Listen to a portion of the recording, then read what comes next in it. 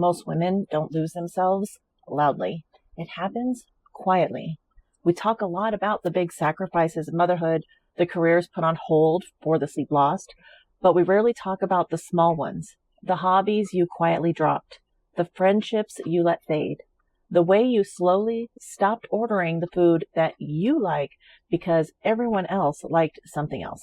Hi, I'm Jill, and I'm the author of My Journey to Myself, and I know those tiny erasures all too well. I'm the mother of two grown boys, 27 and 23, and when my oldest moved out of state for college and stayed there after graduation, I felt a massive hole in my life, but I couldn't quite name what I had lost. My husband at the time was unsympathetic to my sadness, and I felt completely alone in my own home. After our divorce, I realized that last had become my permanent position. I wasn't just grieving my kids, I was grieving the version of me that had disappeared over 20 plus years of small sacrifices. Today, I'm sharing why those small sacrifices have left such a large hole and how you can finally start the process of recovering the woman you used to be. Before we get started, if you're realizing just how much of yourself you gave away, please follow, like, and subscribe. Let's help more women start their journey back to themselves.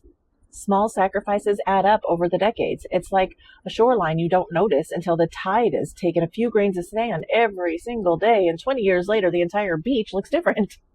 You were likely the one who filled the gaps and adjusted your mood to fit the room. It wasn't one big no to yourself. It was 10,000 tiny ones. Drop a heart in the comments if you're just now realizing how much of yourself you gave away. The hardest part is that this is a quiet loss.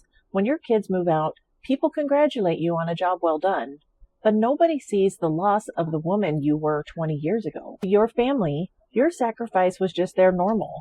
Now that the noise has stopped, are you finally hearing the silence where your own interests used to be? Are you finally hearing that silence? Let's talk about it in the comments. Recovery doesn't start with a makeover. It begins with acknowledgement. You have to look in the mirror and say, I am allowed to want myself back. This is why I created My Journey to Myself. These 400 prompts are a guided search and rescue mission. They are designed to help you look into those quiet corners and pick up the pieces of yourself you dropped along the way. We acknowledge the loss so we can finally begin to find it. Are you ready to admit you've been missing you for a while now? If you are, I want to help you find your way home. Click the link in the description to grab your copy, and let's start the loud recovery.